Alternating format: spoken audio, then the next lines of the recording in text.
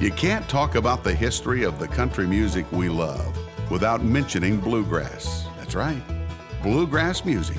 With its haunting melodies, great storytelling, and the most incredible musicianship you've ever heard, it's not only one of the most respected styles of music of the past, but it's also incredibly popular in today's hit songs.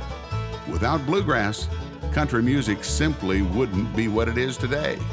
And when you gather together some of the most respected pickers and singers in the bluegrass world and have them sit a spell and share stories and songs, well, that sounds like a slice of heaven to me. Hosted by bluegrass legend Ricky Skaggs and Opry star Bill Anderson, this amazing gathering is unlike anything you've ever seen before or ever will again. Because the bluegrass legends of yesterday gathering with some of the stars of today doesn't happen very often. Quite simply, this is a once-in-a-lifetime get-together of bluegrass greatness. We hope you enjoy it. Welcome to Simply Bluegrass. I got it figured out that if Buck White plays the piano, then the Whites are a country band. He picks up the mandolin, you become a bluegrass band. Is that kind of the way you do it?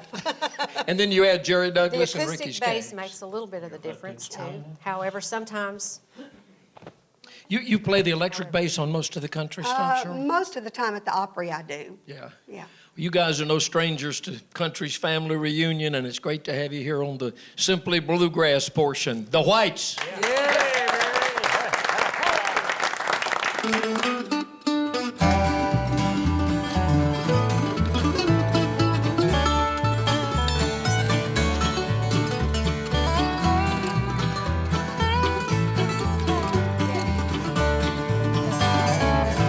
Like a warm and tender kiss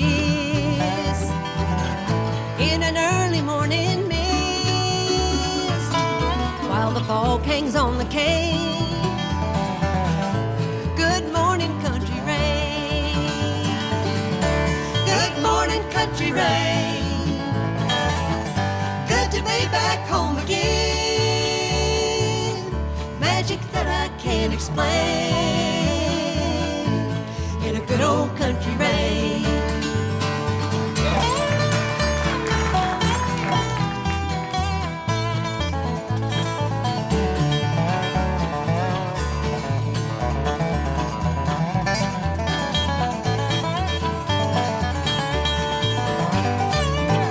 I have often sat for hours just watching rain fall on the flowers.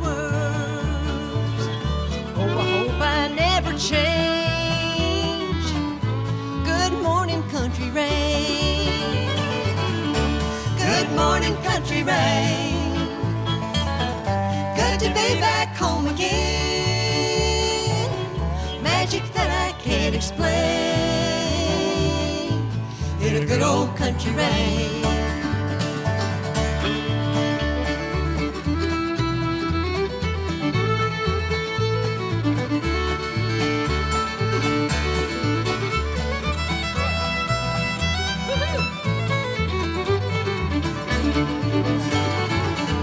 Many times I think of you and all the changes I've gone through. It could drive a girl insane. Good morning, country rain. Good morning, country rain. Good to be back home again. Magic that I can't explain. Good old country rain. Good morning, country rain. It's good to be back home again. Magic that I can't explain. In a good old country rain.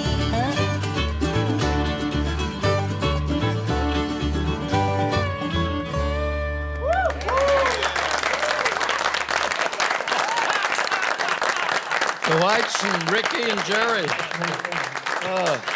That's great. Sharon was telling me that song was written by a great bluegrass writer named Eddie Rovin. didn't know Eddie wrote that song. Mac Wiseman, it's worth the price of admission just to sit here and talk to you, and now I'm getting ready to listen to you sing. You were telling me during the break that you've just cut a new record with Merle Haggard? Sure did. What I'm going to sing is one of the songs that's on the CD, yeah. Did he make you record all of his old songs? No, when he called me about it, I thought he'd want to do that, and I was in favor of it because I love his songs. But he asked me to do 6 of mine and 7 of his, yeah. Wow. Did you go out to California to do this, or did you come here? Or? Did it right here in town, down on 16th, yeah. You've recorded with some very unique, different types of people. You cut that record with John Prine, which was so good, and now with Merle. Name some other people you've recorded. I did an album, gospel album with Charlie Daniels, too. That's right. And cut a song with Woody Herman one time, My Blue Heaven. And just a couple of, did an old thing called Step It Up and Go on the West Coast, and had a couple of great jazz guitar players playing acoustical double guitars, Barney Kessel and can't think of the other one's name now. Goodness. There goes breakfast.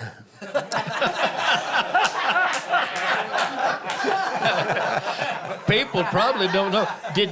Is everybody here aware that Mac used to run a record company? He was the head of the country division of Dot Records back in the late 50s, I know, out in California. There on Sunset and Vine. Yeah? Yeah. You've done it all. Well, done quite a bit. But I tell you what, tell me the name of your book. What's it going to be called? Well, we don't have a name for it yet. I think it might be something like All Is Fit to Print or something like that. The original Big Mac. See, it's going to start from your very childhood. One day I was right born right up, and I went up to the valley and got a cameraman. We went around the little house where I was born is just to hold the hillside now, but the cistern's still there. Should any of us in this room be worried about anything you wrote in the book? No. You sure? I've got one behind the counter I'm coming out with, though.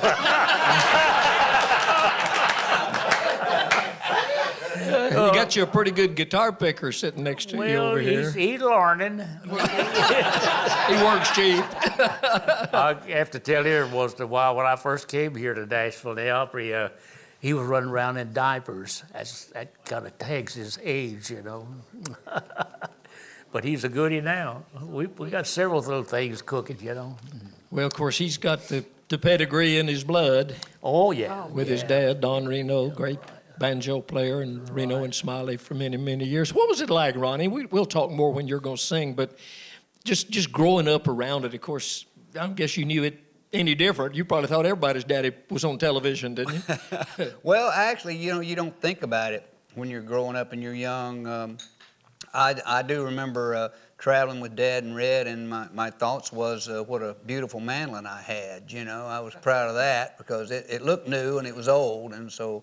But I had no earthly idea what was going on. I didn't know where they got the songs. I just heard them sing them a lot, and I just figured I didn't know. But everybody liked them, and it was a wonderful time. I know Sam Bush and I had talked about it many years ago. What a great time it was when we grew up and got into this business of traditional bluegrass music. So it was just wonderful times, and they're great memories. And of course, like Mac said, I've been knowing Mac since I was a baby running around in diapers. And and been knowing you for quite a while too, I might add. Don't talk about that. No, I'm proud to have known you, and I loved your dad and loved that whole group. I spent a lot of time around Roanoke back in those days. I know you did. We were together many times. I know you did. Hit some chords and let Mac turn loose and sing us a few songs. What?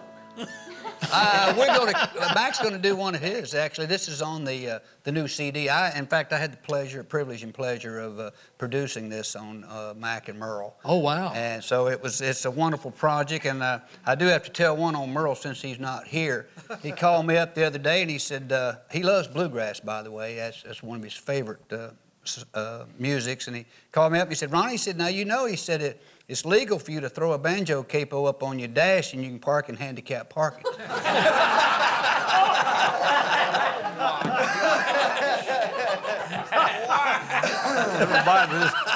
This guy was going through customs in London. And the customs guy had him open this banjo case. And when he opened it, there was 2 submachine guns in it. The guy just waved him on and said, I thought for a minute you had a banjo.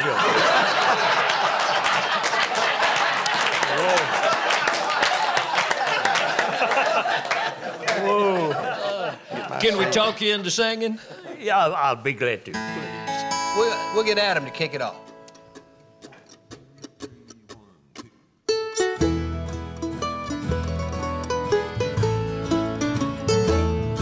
I'll deck my brow with roses, the love one baby there. The gems that others gave me will shine within my hair. And even those who know me will think my heart is light. My heart may break tomorrow, but I'll be all smiles tonight.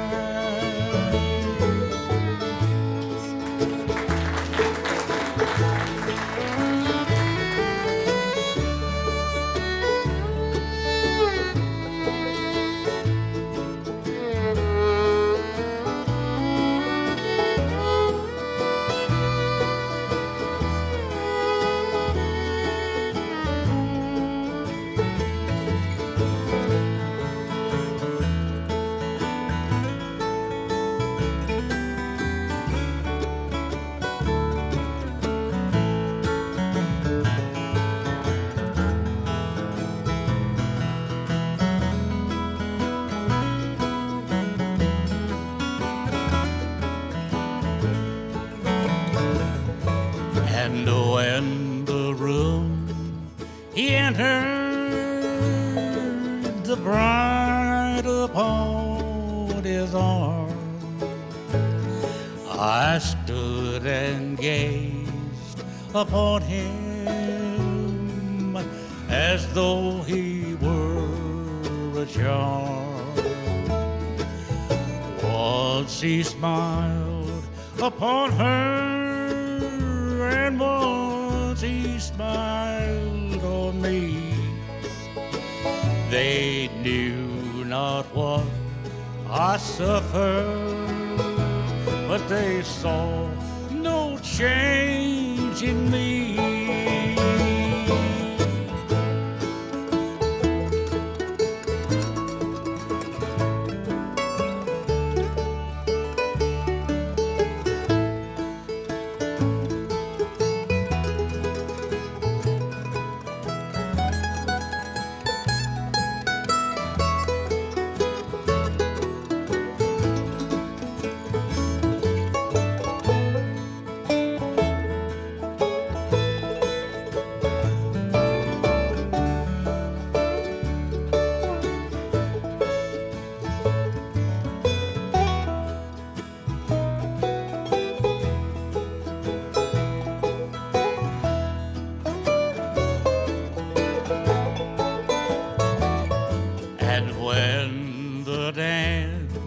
It's over and all have gone to rest. I'll think of him, dear mother, the one that I love best.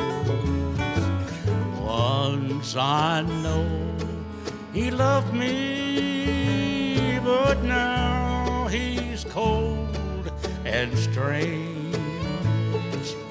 Friends that I forgot the words they like it, but have brought this change.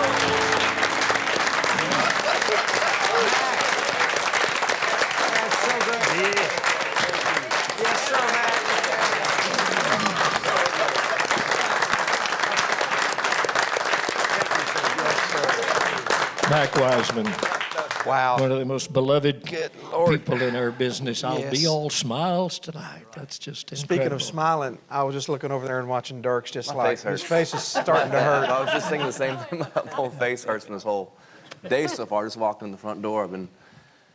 My face really does hurt from smiling. It's a real. How old are you, Dierks?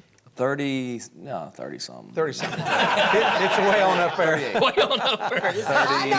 I'm curious. I'm just curious how you 38. became such a gosh, fan I just- and devotee of Yeah, bluegrass music. I'm just sitting there, in this business, you don't take a lot of time to reflect. You're usually just trying to stay present where you are and worrying about where you're going to be that day and in the future trying to get somewhere. But just being in this room just blows my mind because my perspective on it is really unique. I'm a fan, probably first and foremost, but I'm also friends with a lot of people in this room. And there's heroes of mine in this room that I don't even know them personally that well, but I know them so well through their music, and I've listened to their music so much I feel like I know them.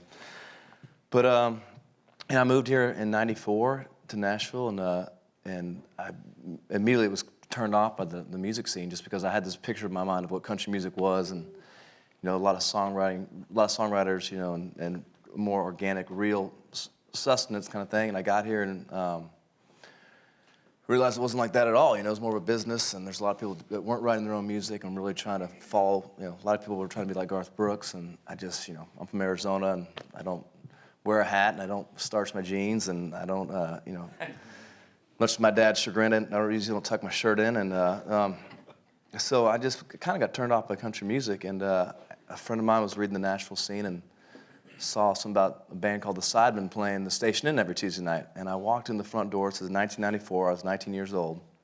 And it's like, it'd be the same as, it's so weird comparison, but like, Columbus discovering the New World. It's like when you discover new music, it's a whole new, it's like discovering a new continent or something. It really was. I walked in that door. I remember looking left and seeing Terry Eldridge, who is strange for me because he's one of my good friends, but he's also this real iconic figure in my musical life.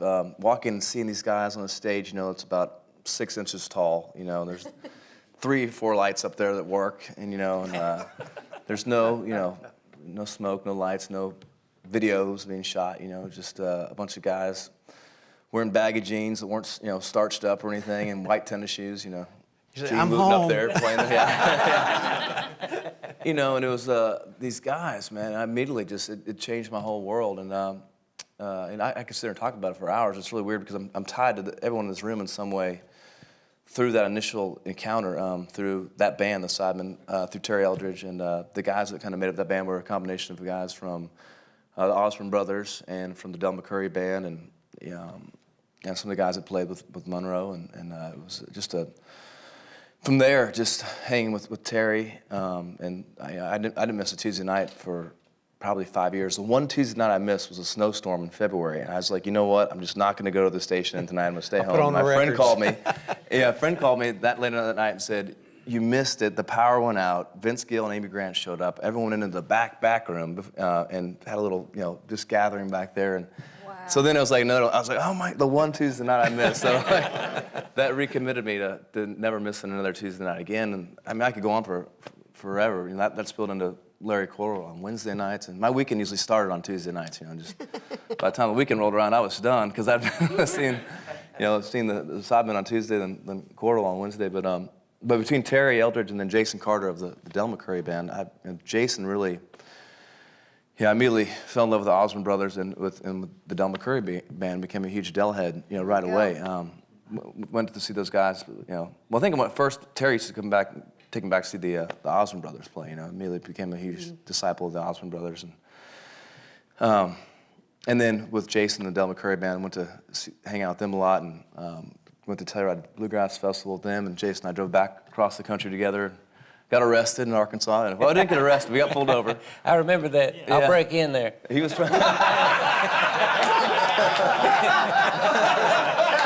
Almost got arrested. Jason told me, we was playing Telluride, and of course we flew out there because it's hard to bus it, We flew out, and Jace, at the end of the show, he said, "Now I'm riding back with Dierks, And I said, "Where, back to Nashville?" Yeah. He said, "I'm going back with him in his truck." He had a dually truck, didn't he? A white truck. Is that up front? Same truck. Same truck. And so I said, man, you know how far that is? Oh, that's all right, we're buddies. Of course, they'd been buddies and I didn't know it, you know, and I heard the name then, but I really didn't know Dierks. And of course, you had some other buddies too, I think, that were there. But then I got to know Dierks soon after that, you know, and they got stopped in Arkansas. You was about to tell that story, wouldn't you? Yeah. We got pulled over, and I thought it was, the police officer. He said, you know why I pulled you over? And I said, I have no idea. I don't know. He said, well, we smelled marijuana as you drove by, and we're in Arkansas. That's what he said. We smelled.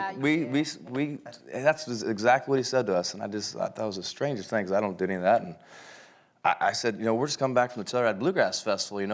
Jason Carter's a member of the McCoury band, the Bluegrassers, and I thought that was a cool thing. He immediately, that was a big red flag. This is a true story. He said, oh, really? Coming back from the Telluride Bluegrass Festival? All right, stay right here. And then 2 more cars came up behind us. One had the dog. They brought the dog out and sniffed all over our car. And he got Jason and I in separate places and started asking me if I'd ever seen the inside of an Arkansas State prison before. And I'm like, and the dog started smelling. This is crazy story. He started sniffing one of my tires, and going crazy over the tire. And he goes, do we need to look inside that tire, my rear tire? And you can if you want to. I mean, I we were trying to make it back to the Station Inn on time because it was Tuesday night and Jason was trying to get back to the station.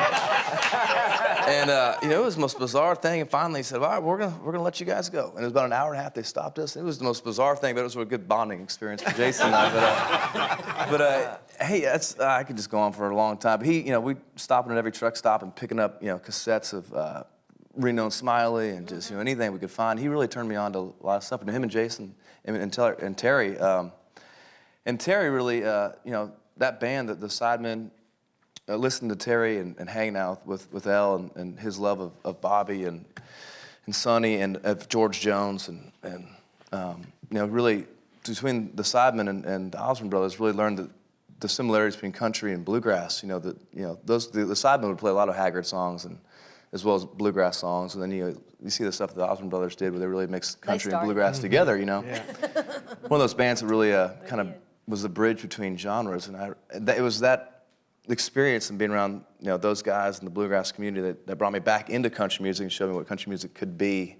Kind of a weird way to get back to the roots of country, but really through the Sidemen and Terry and hanging out with Jason and the Del McCoury band, and certainly. Well, thanks for sharing that, man. Bobby and Sonny. We're not gonna let you sing right now, though. Good. All right. But delay me as long as possible. I'm having fun, and it's gonna be hard to form any words. My cheeks hurt so much from smiling. A while ago, I talked to you about introducing these guys up here because you kind of put this group together, or at least got them all to come out here and be a part of this. And the thing I want to emphasize to the people that are watching this is most of these people, Del and Bobby and Rhonda, so many of these people, Doyle, these people work with their own groups and their own bands, all the time, and seldom, if ever, just work with a group. But they were all so excited about this bunch being here that they all very unselfishly came out here and wanted to be a part of it. Well, I think all of the artists that have bands respect these guys up here so much as musicians and players and people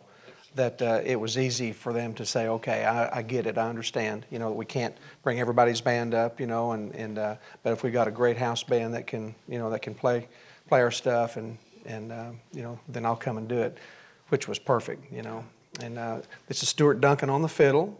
Stuart, first call player here in town, and he's the best of the best. He loves Benny Martin, and he loves all the old guys, and has such a respect for Art Stamper and Ricky Skaggs. Yeah. Oh yeah, I was scared to death standing there in front of you, son. I tell you, believe me. But Stuart's played on a bunch of my records too, and love his playing, love his family, love his heart for music and the old stuff. And Brian Sutton on the guitar. Brian's another one that's been in my band for a long time, and we're connected in our hearts and love. Can't get rid of you. Can't get rid of him at all. And he's just one of the great guitar players here in town, or anywhere, any town any town he's at. And he plays everything too. I mean, when he does sessions, he brings a load of stuff. And you laughed at me bringing 4 instruments. His car's full all the time. When he goes and does sessions, because he plays all kinds of great instruments. Barry Bell's on the bass. Barry's a great bass player.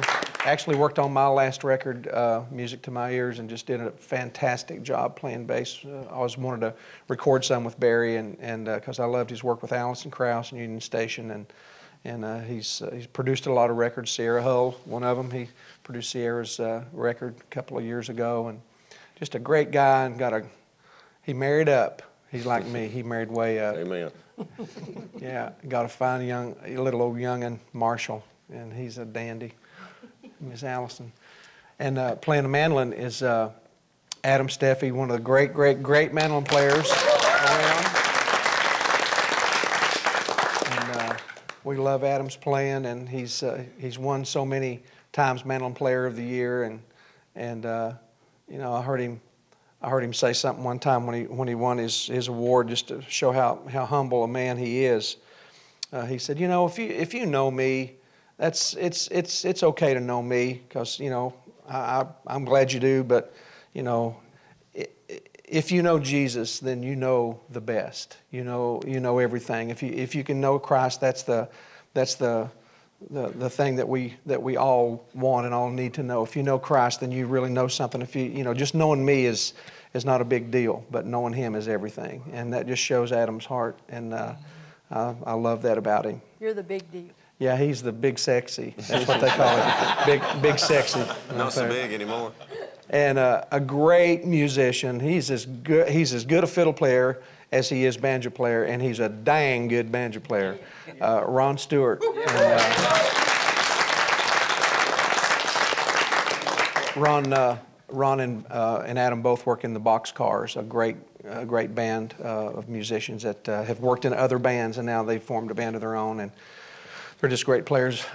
Ron played with J.D. Crowe for a long time, and it's amazing to play fiddle with a great banjo player like J.D., you know, but anyway, so glad to have these guys. So glad that, you know, they could all be out, you know, doing double scale, you know, sessions today, but I think everybody wanted to be here. Everybody that's here really wanted to be here today, and I know we had some that you know, that we asked that just couldn't physically be here and make it, and but hopefully we can do another one of these sometime and get.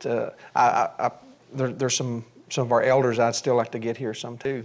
You mentioned something I had not heard anybody mention Benny Martin's name for years. Oh. He played an 8-string fiddle. Stuart, does anybody play an 8-string fiddle anymore? If anybody has 4 nails, I could convert this one. Actually, I've tried it at home. Don't it try never this left at the house. I spent about 4 hours just trying to tune it. Yeah. Was he the only one that ever did that, Benny? I believe he's the only one crazy enough to do something like that. No, he, you know, he did some recordings with that, and he was an amazing guy that just kept, you know, he always wanted to, he was always wanting to innovate, you know, and push. The stuff he did with Flatt and Skaggs is absolutely, hands down, just brilliance, you know, and his intro to his own record of Ice Cold Love's one of the greatest fiddle things I think I ever heard. he was ridiculous. He really was. I mean, he just, and it was so much a part of his personality. When he played, he just put his heart out there, you know, he'd pull that bow, and the way he would come in before a solo started, you know, and just, it was just so finesse and such a class, you know. I know Bobby's biggest fan of Benny Martin ever, you know, and Sure, yeah. just He was ridiculous. He was just one of a kind. Yes, He was absolutely. just one of a kind. He did things. He did things with a fiddle and a bow. It's just amazing. I asked him one time about some bow licks, you know, how he did them. He couldn't show me how he did that. Wow. And he said, I don't know. I really don't know what you're talking about. He said, it just comes out like that. Yeah. But he couldn't explain to me what he really was doing with the bow and some of those tunes. And he was just an amazing person. And I'll tell you, John Hartford could tell some great things that Benny Martin did and his playing, because he hung around, and him and Benny was good friends, you know. Yeah. So, but Benny Martin was he's just one of a kind. Yeah. Someone Took My Place with You is one of the great solos of all time. I'll Go Steppin' Two. And I'll Go Steppin' Two, yeah. He's an incredible singer. I'll Go Steppin' Two. I've said it before. I think it's in the running. And of course, if I get a debate started here, we'll never stop. But it's in the running for the greatest bluegrass record ever recorded. Yeah. And a large part of that is Benny's fiddle work Yeah. on that. But Earl and Lester, everybody they were just wonderful on that Yeah. on that recording. And it wasn't just his solos; his backup work was just Yeah. just ridiculous good. I mean, it's just the way he played, you know, that D against E. You know, that's it. That's it. He knew exactly where to come in at. Yes, he did. I had the privilege of working with Benny for several years. He and my dad played together for quite several years. Benny was wonderful at setting up an instrument. He's the greatest at setting up a fiddle. He could take a $100 fiddle and set it up, and it sounded like a $5,000 fiddle. And I traveled with Benny for a while, and I had an old mandolin. Bobby's wearing my old lower mandolin. Anyway, it was needing fretting, and Benny said, "Hey, let me put you some new frets in there." I said, "Okay." I said, "We was over in Knoxville in a trailer somewhere over there." He said, he said, "I got some fret wire." He said, "I'll just put them in there." I said, "Well, you got anything to put them in there?" He said, "Well, I got a screwdriver." I said, "All right." He said, "Be right back." And he went out and got a screwdriver and a little hammer, and he hammered my frets out of my mandolin and never chipped one piece of it. My and goodness. refretted that Gibson mandolin of mine. He was just that good. Wow. Now, if knowing that today, I don't think I'd turn him loose on it. No, he got worse. I tell you, I got to tell you a quick story. I had a show at the Ryman to do, and this was years ago. This was when I was still playing in my country band, but they had booked me there to do a bluegrass night. So I had called Mr. Monroe, and I called Earl, and I called Roy Husky Jr., and I called Benny Martin, and that was the band. Wow. And we went upstairs and tried to rehearse some songs that we were going to do. I had me a little list of songs I wanted to do, and them guys never did a set list. You know, they had the set list up here. They just read the crowd, and Lester always knew what to do. But anyway, I got up there, and it was like, 40 minutes before showtime, and we were trying to, run through songs and decide what in the heck we were going to do. And Mr. Monroe was sitting there, and he was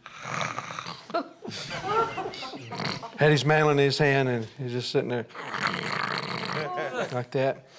And I looked over to Earl, and his right hand was just like this, just shaking, and I thought, oh God, and Husky was, smoking them little cigar things, and Benny was wired to the max. I mean, he was, and talking like a duck. I mean, it's just like, remember how he got there to where, and he couldn't talk, and he was, and had this bandana around his head, Oh, yeah. Band. And I thought, God, how am I going to, what's going to happen?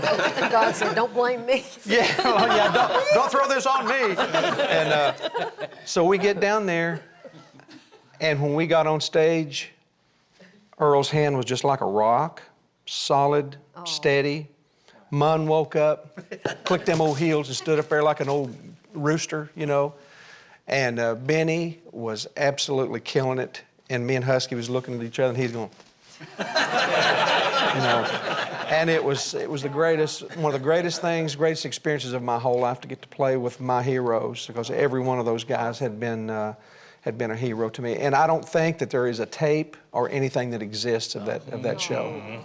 I mean, if that had been videotaped, God. But anyway, I've got it up here. I got a couple of real quick short stories about Benny Martin. We played a festival up near Sault Ste. Marie, Michigan, and it was on an Indian reservation.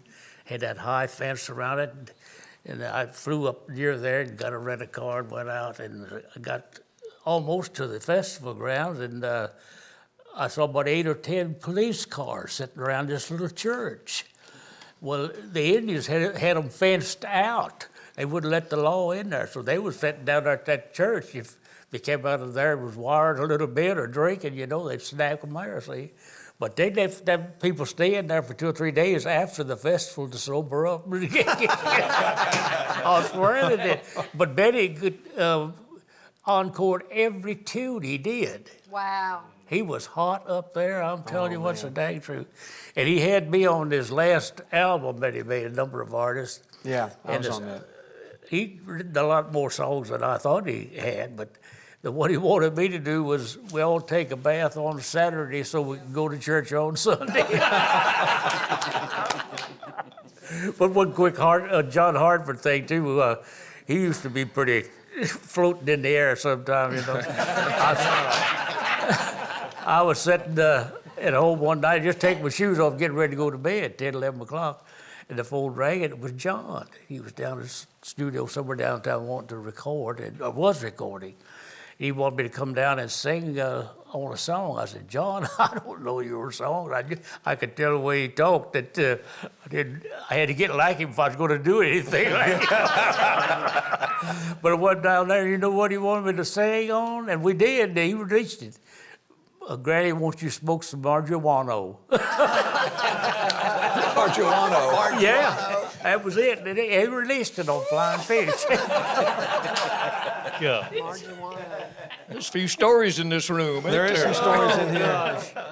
Watching Del McCoury sitting over there grinning every time we mention Mr. Monroe's. How many years did you play in Mr. Monroe's band? I only played a year. From Oh, really? February 63 to February 64. Oh.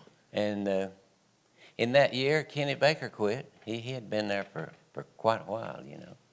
And Bill Keith, me and him started about the same time, and he quit in that year, and so. And got a new name. He got a brand new name. Yeah, it was Brad. Bill. Yeah, Brad Keith. Yeah, Yeah. yeah, while he was working for Bill, Yeah. you know. And there's only one Bill in this outfit. Yeah, that's right. Yeah, Bill said to him, he said, what is your full name? And he said, William Bradford Keith. And he said, you'll be Brad. So he went by that name that whole time, you know. And he never called me Dale. He called me Dale McCoury. McCoury. That's the way he pronounced my name. Yeah. Dale McCoury. Dale McCoury. Yeah, that's right. Do you feel lost without Ronnie and your boys and everybody here today? You think this band could hang in there with you? I tell you what, I don't feel as lost as I do nervous.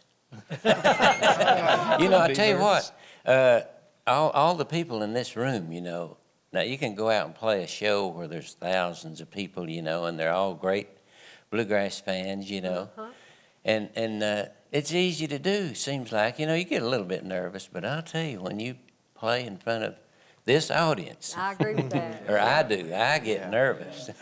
And such a great backup band up there, you know, and all these great singers and musicians, you know. Well, I've never seen a time that Del McCoury couldn't hold his own, so share a song with us. Yeah, Dale. Well, I'll try, I guess. Where's that new guitar?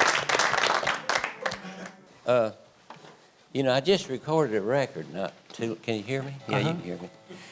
Not too long ago, and it's been released now, you know, and I did a song on there. It was written by Bill Anderson and Steve Warner, you know, and so I put a song on there called Amnesia. And so Bill said to me, we was playing the Opry one night, and he said, I heard you recorded one of our songs, you know, and I said, yeah.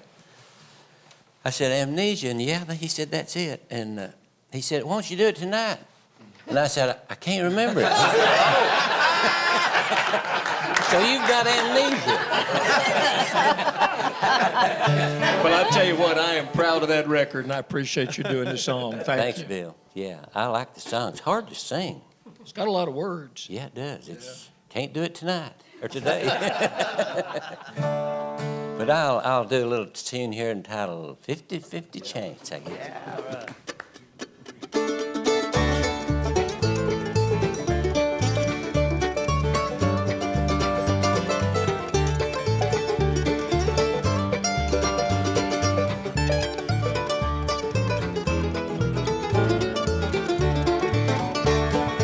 walked all over me like I was nothing.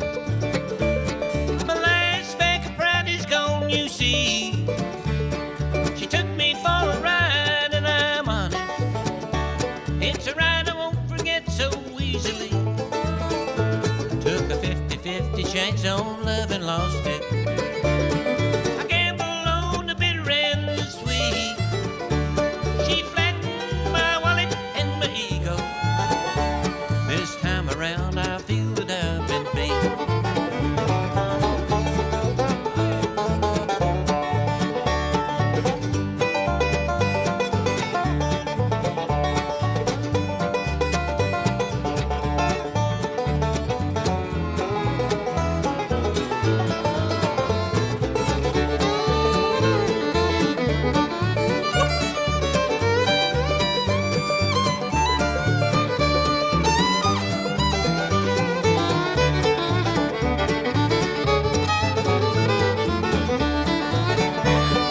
Guess I'll go on trying and believing. Someday someone will come along again. Someone understanding, true and honest.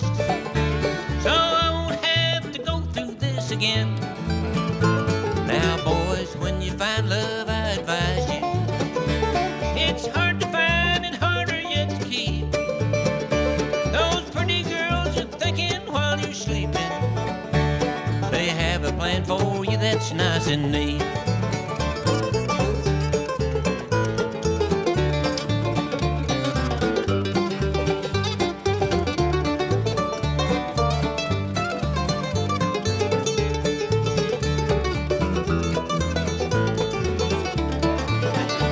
Took a 50-50 chance on love and lost.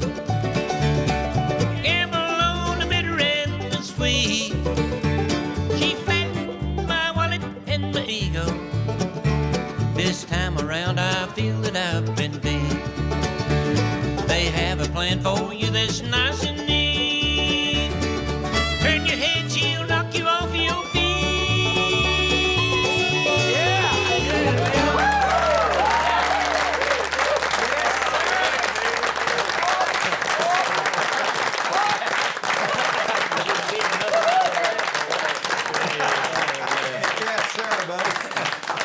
I believe that guitar's got a few miles on it. Son, listen. I want to say that I love your rhythm. Your rhythm is the bomb. I love it.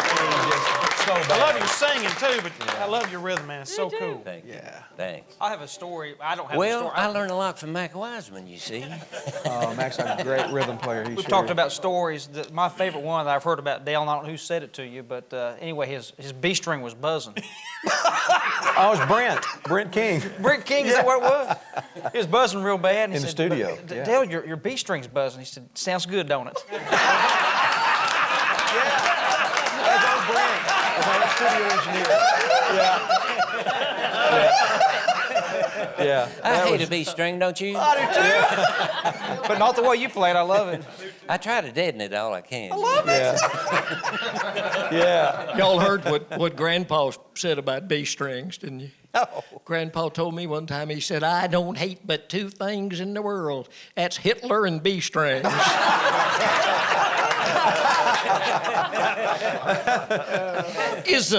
I notice this, and I'm not trying to get into commercializing for anybody, but is a Martin, is that the best bluegrass guitar? It has been for a long time. There's a lot of great guitar builders, Dana Bourgeois, and, now Various and sundry. Paul Reed Smith's building really good acoustic guitars, I think. But there's so many great builders that are private stock type builders. But, these old Martins, they just have something.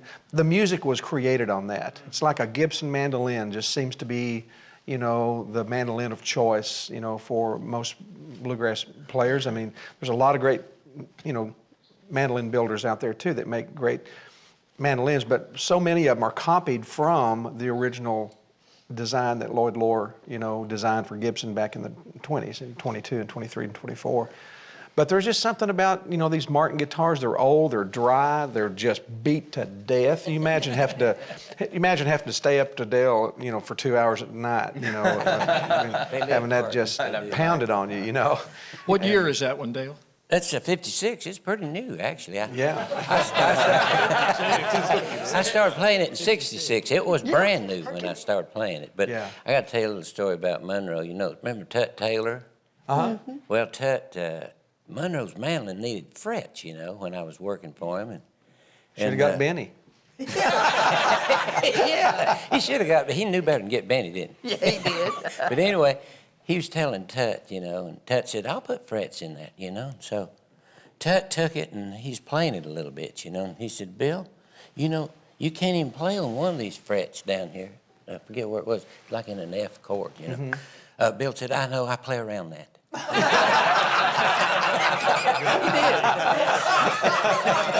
And he'd been doing it for years, you know. Yeah. I play around. Dierks, we've heard your story. I got to follow Dell.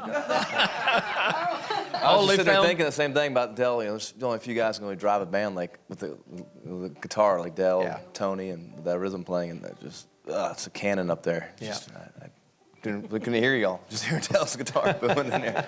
But Dell and Brian on the same stage. Yeah, two of my favorites. Can we get a song out of you? Sure. Yeah, I'd love to. I got a guitar if you want to use it. Mine's newer. Oh, he's got a good. No, this is. He does. That's guitar. Quick little Dale story while he's getting ready. Dale told me one time when he came in here to work with Monroe that all he brought with him was his guitar and his suitcase and my songbook.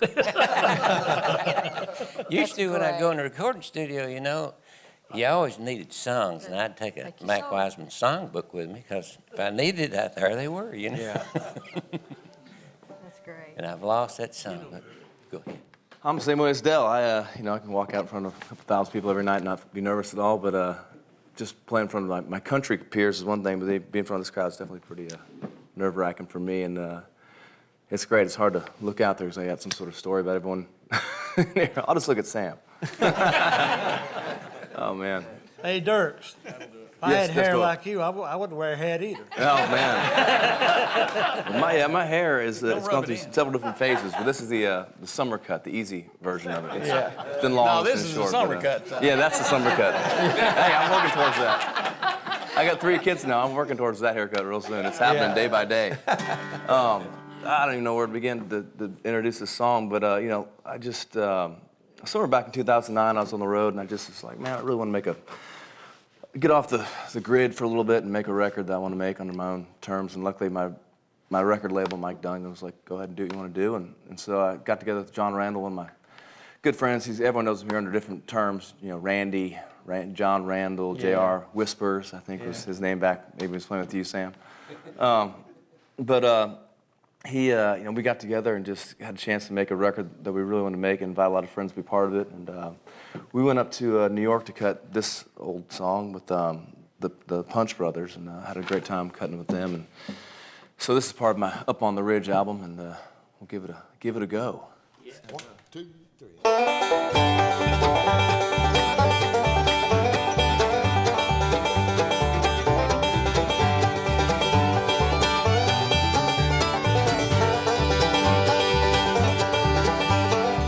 Rovin gambler, I've gambled all around. Whoever I meet with a deck of cards, I lay my money down. Sing along if you want. Lay my money down, lay my money down. I had not been in Frisco many more weeks than 3. I met up with a pretty little girl, she fell in love with me. Fell in love with me, fell in love with me.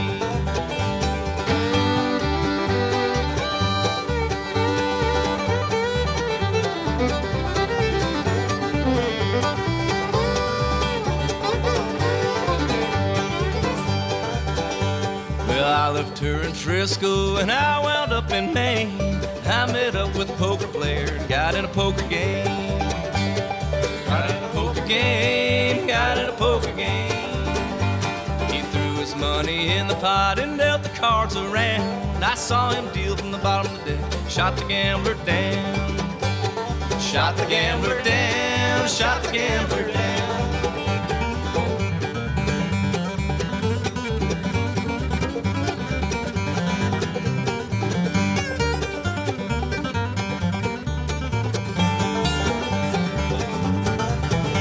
She took me to her parlor, she whispered low in her mother's ear, I love the gambling man. Love the gambling man, love the gambling man. Oh dear daughter, how can you treat me so and leave your dear old mother and with the gambler go? With the gambler go, with the gambler go.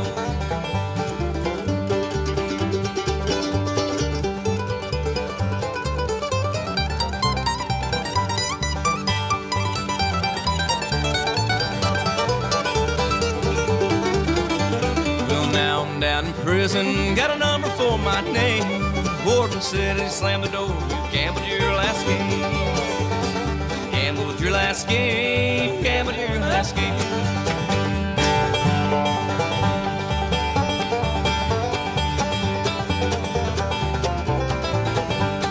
Gambled your last game. Gambled your last game.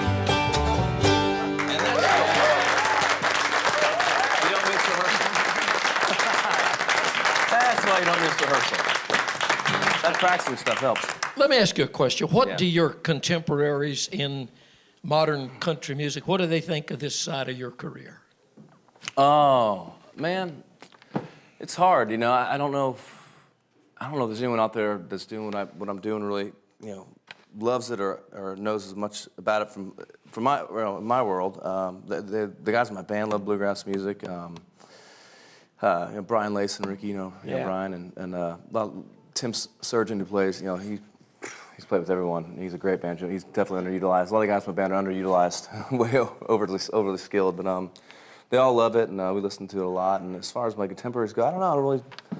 I don't really spend. It's weird being out on the road. You kind of hang out with your guys and don't really see a lot of anyone else unless it's at a memorial service or a backstage at some sort of award show. But amongst my band and people I hang out with, yeah.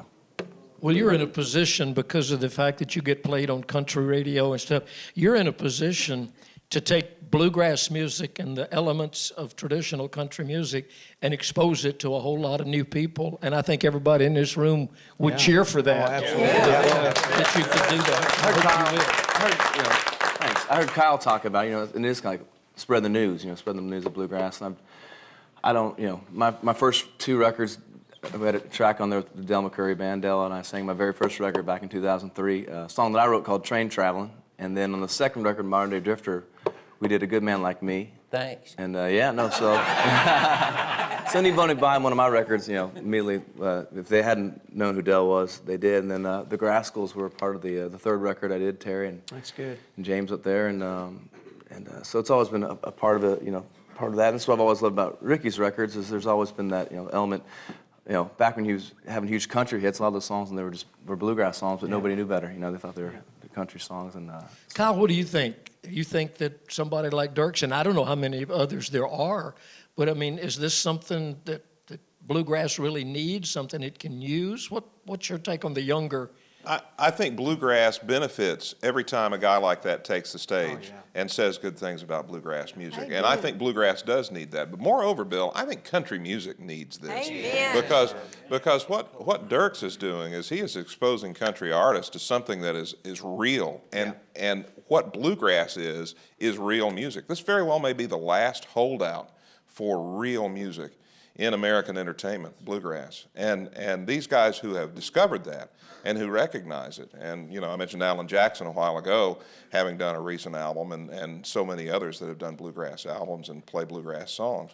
That's only good for the country fan as well, because they see a side of country music that is sadly missing, if I can editorialize a little bit. But it's great for bluegrass. It truly is. I got a funny story, actually.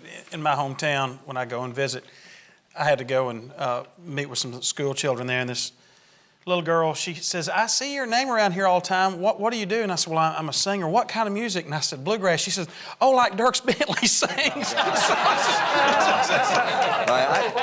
I felt so bad. I was in my hometown. I was back in Phoenix, and Tim O'Brien was coming through town playing, and up in Sedona or somewhere. And I was reading, Tim O'Brien, reading the paper. You know, read this great article about Tim, And the first question she'd asked him in the paper was about, working on my Up on the Ridge record, and a question about me and bluegrass. I'm like, oh gosh, this is Tim O'Brien, one of the greats of all time. Don't ask him about me, And Tim was, he said something. It's always good when someone like Dierks or Steve Martin, gets into it, and spreads the news of it and all that. But I'll always be a fan first and foremost, and a student of it second, and then a picker, wannabe strummer third. But I do love the music, and it's okay. Question. Big fan. What does the bluegrass community think? And I'll just direct this to you, and everybody else wants to join in.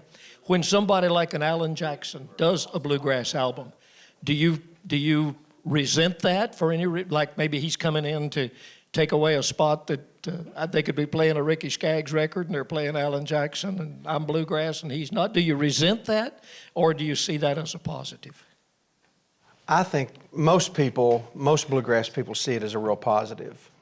However, there is a few that, that's like how many bluegrass people does it take to screw in a light bulb? Two, or one, and then two to stand around and cuss it because it's electric.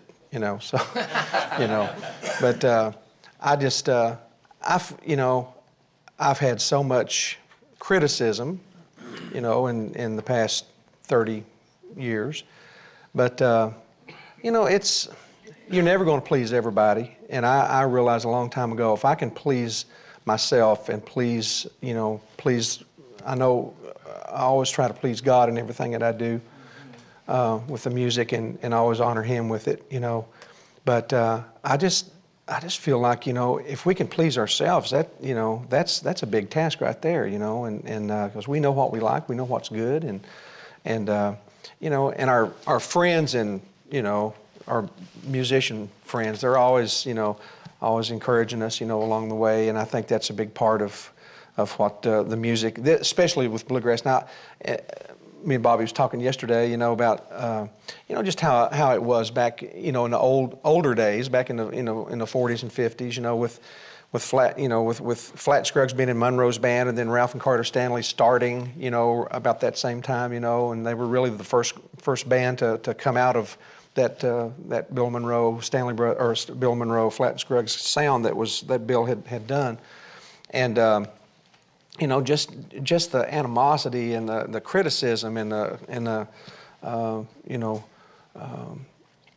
judging that, but I don't think there's as much of it anymore. I think this younger generation, we're all fans of each other's. We all want to see each other do great, and the fact now that there's these elders that we've learned so much from are still around, and they mean the world to us. Mm-hmm. I think when you're encouraging others and blessing others and coming under others and telling them, how great they've been and what their music has meant to us. That's right.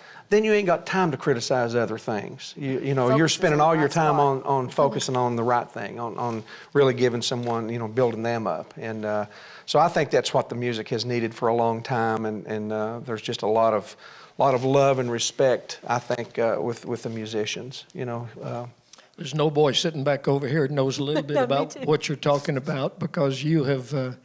He's been a part of your group, and he's played with Bobby and Sonny, and I'm talking about Paul Brewster. Yeah. You've got your own record out now?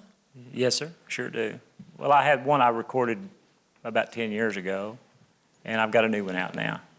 Only 10 years between records? Yeah, that's just, Just no need rushing things. No, I'm not going to rush too. Don't get too fast in this bit. So you've been a part of bluegrass music in one way or another? Yeah. How many years?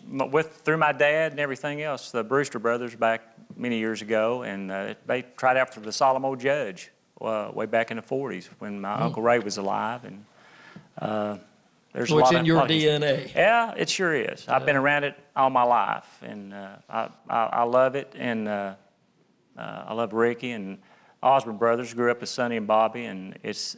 I feel like a fly on the wall today. I'm just a fly on the wall, and taking all this in from all this history, learning a lot, and going with it. People like Dierks, taking it to all these different places all around the world, and just showing it's a true love. It's not a joke. He's not kidding. Yeah. And it's real, and it's just like the music. It's real. Yeah. Let's get a song out of you while you're getting ready. Rhonda, I think you had your hand up there. I was just thinking, bluegrass music is probably loved by most people. If you play bluegrass music, you have a love for it. It's not just necessarily something, it's not a business, it's not a career, it's a love first, and you appreciate the music. As you were saying, with everyone that's here, you grew up with that music, or you have discovered new music, and you love that music. The other thing I wanted to say is that when bluegrass music has been in the mainstream, for me personally, it hasn't been giving the best of images. They think that we're barefoot, we're toothless, and I think that's something that Bill Monroe, he dressed up when he was on stage, and Flatt and Skaggs did that. It's just when the mainstream gets a hold of that, they think of it as hillbilly music. And that's why when we go on stage, when the guys and I, they're dressed in suits, and we dress in, I might wear a Vera Wang gown, and yes, we can play bluegrass music, but I think people are surprised at that. And I think that's something that these days, to say, yes, we can go on stage and we're presenting this in a professional manner. And whenever it's discovered, if people hear it and they seem to love it, but they're also a lot of times surprised. It's like, wow, I came to the show and you're wearing a gown. It's like, yes, we can do that, and it's okay. Kyle, do you notice in the radio at Bluegrass Junction, is the audience growing significantly? Is it getting any younger? Is it who is your audience? Oh, I think so. We cover the entire spectrum of bluegrass listeners, of course, and we have a lot of older people who listen. But I hear from a lot of young people all the time who are really into what's happening in bluegrass music today. They like what Dierks does with the Punch Brothers. They like that newer progressive stuff. The more out there kind of stuff, but a lot of them love traditional bluegrass too. The stone cold bluegrass music, as Junior they say. Sisk. The Junior Sisk. Yes. I mean, Junior Sisk is the male vocalist of the year this year, and he's as traditional as they get. We ought to say here, while we're talking about this whole thing of bluegrass and country and fans and so forth, Bill, you and I come from a generation, and I know Ricky does too, and a lot of people in the room, where there wasn't a distinction in the music. It was all country music. That's right. And I grew up on the Grand Ole Opry, and I would listen, and I would hear Bill Anderson, and I would hear Flatt and Skaggs, and I would hear Bill Monroe. And Patsy Cline. And then I'd hear, it's somebody like that, and it was all the same. That's right. It all came from the same place. And I think these musical walls that we build up sometimes become a little bit arbitrary and unnecessary. Well put.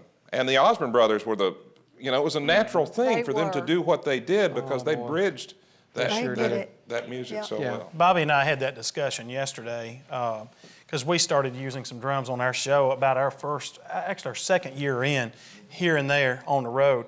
And we caught quite a bit of flack for that up front. And I was, asking Bobby, how did you guys deal with that? Did you catch flack? And I found out from Bobby they caught a lot of flack, but Turn Sonny loose on them. Turn Sonny. If you got Sonny, you don't care. You know him too. Well, you guys use pedal steel guitar on some of your records. I know in my disc jockey days I used to play them. Pianos? The first. Did you take flack for that? The first session, the early sessions that we did for MGM Records, Fair and Tender Ladies, Each Season Changes You. We had Pete Drake played the steel guitar on that right there. And we didn't, I don't see how we got away with what we did, but we sure did, I don't know, but you're the best. We started using steel guitar. The pedal steel guitar, it was so perfect with the harmony that we had. I mean, it just enhanced it. It suited better than this thing here did, So it really, the ballads that we did. Oh yeah. The pedal steel guitar, it just fitted. We started taking it on the road with us once we thought we would get shot for that. Yeah. So, with all due respect to Mr. George Jones, the greatest country singer in the world, this gentleman right here did the best George Jones songs, and that nobody could touch. That's right. Yeah. When the grass grows over me.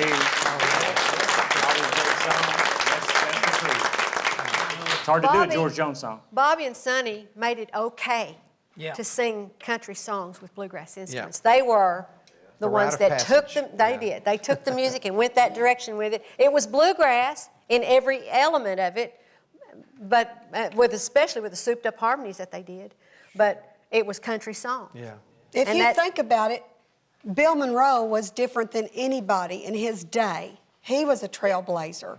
There's always been somebody that came along, and that's what Bobby and Sonny did. And then, like a little while later, the Newgrass Revival, they opened up the road did. even more. Thank you. We can't leave out Jim and Jesse, though. That's right. No, Yeah. you cannot live out Jim and Jesse. Amen. So Absolutely. One thing we did that I never laid the mandolin down, and Sonny always had the banjo. Anything that we did, it had those two instruments in there. Yeah. That's true. And with the singing, we had a different. Our trio harmony singing was the most different thing to come along at that period of time. But we never.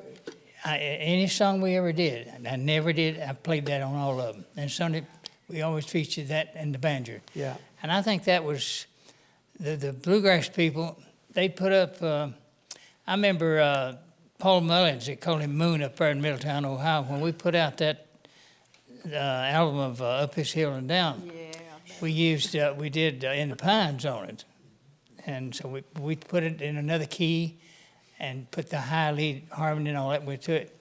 Well, Moon, he didn't want to. He had a DJ show up there in Middletown. He told me one. He says, "Boy," he said, "I really love that In the Pines that you guys did." He said that was really simple. He says, "I just hate a doggone piano." I said, "Well." Bobby, how So did what do you think about the singing? All that singing's fine. Love it myself. So Daddy says him's fighting Buck White's over here speaking up with the piano. Thank you. you got a mic on you. When I started playing music, I was a big music listener, a radio listener. When I was a little kid, listening to Del Rio, and then Opry come along whenever we could get it in Texas, which wasn't always good between weather. But my mama played that radio, and I was soaking all that in, And when I got old enough to set up to the piano with my grandma, she played those old hymns with her little hands, and I got to watching her and following her. And Dad went to the service, and there was that piano, and I'd come in and play that, And I listened to all kinds of stuff, and I loved bluegrass when I heard it. Loved it. And I tried to, had to have a mandolin, so I went and bought one, and played that, but I play the piano too. And it mixed pretty good now. I know, I've done it. And you could make that piano sound like a banjo. Yeah. I play the same licks on the piano. What's wrong with that, Well, Nary a thing. I'm not starched up, I will do what people like And what you like. and what I like. There you go. And there's nothing wrong with what Bobby and Sonny did. They're trying to make a good living and trying to up their pay, and they change a little something. It's art. Yeah. That's It's right. art. You're Everybody supposed to can't do the create. same thing in every band. Yeah. You've got to be different. We're artists. Well, we was that. Well, sure. I'll stand up for all the instruments, just about all. I know one time we was up in Berryville, Virginia. We first put them amplifiers on the stage, We were We had there. a stage We were there. covered up with amps. And we got, I don't know, some of them people liked it and some of them didn't. Some of them didn't say a word about it. I don't know why they didn't, but They saw anyway. Sonny. Carlton Haney. They might have looked at Sonny and were afraid to say anything about it. I don't know. Carlton Haney, he said, I want you boys to bring them amps over here. He says, we're gonna teach these people what bluegrass sounds like Gotta be heard. electrified. Yeah. So we did that. But we got about the fourth song we did, there's some guy sitting down there about 10 o'clock. He said, we did one of them ballads. He says, I don't like that electric stuff you guys doing. Just stood right up. Wow. I said, well, they got a bathroom out there, and you can go out there while we're on, but we're going to finish it. What'd you say back? I wanted to echo both what Ricky said and Bobby as well. I remember when they was working with Haggard, and of course the acoustical instruments and all the electrical instruments they had, it was tough to get the audience to swap, you see. But when they started doing that stuff with their modern drums and stuff like that, it wasn't so much the people, it was promoters of bluegrass music. I remember a few times they wouldn't even let you park backstage, Bobby. You remember that? Yeah. Oh, yeah. But I remember a lot of stuff. But to echo what Ricky said there, he's true to himself, and I think that's the whole secret to this thing. If you're going to expect to have any longevity in it, you got to stand for your own rights and not be afraid to shout out loud. Yeah. And it sounds a bit trite, but there wasn't but one man that tried to please everybody that nailed him to the cross. Paul Brewster's growing old up here waiting to sing that song. Lay it on us, Paul. No. So we'll get back to Bill Monroe now. But I think this was a hit song for Bill Monroe. You got a powerful check on that. Got a powerful check on that. This was back before Earl Scruggs came along in bluegrass music, and I've got the honor to sing this with Kentucky Thunder, thanks to Ricky, and it's been a blessing to me, actually. And I think this might have been Bill's first #1 song, or first big hit that he had. It's called Kentucky Waltz.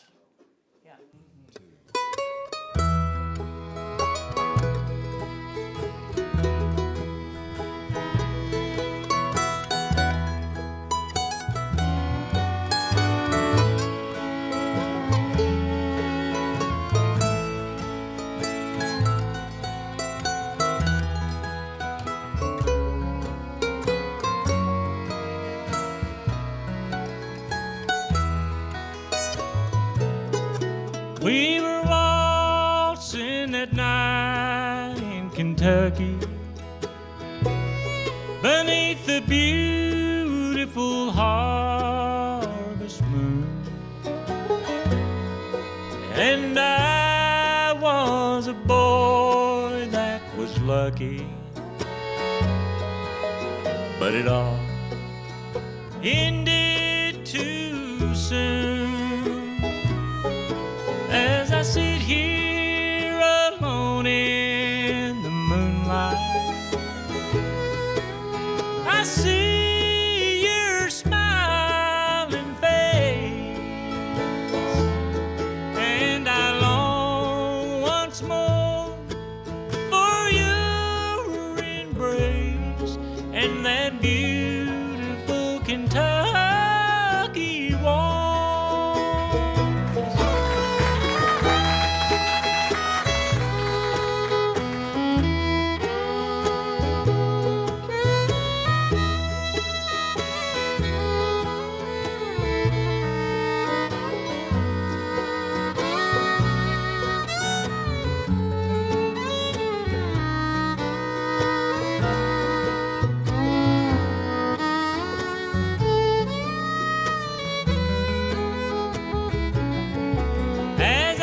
Here alone in the moonlight, I see your smiling face, and I long once more for your embrace and that beautiful Kentucky waltz.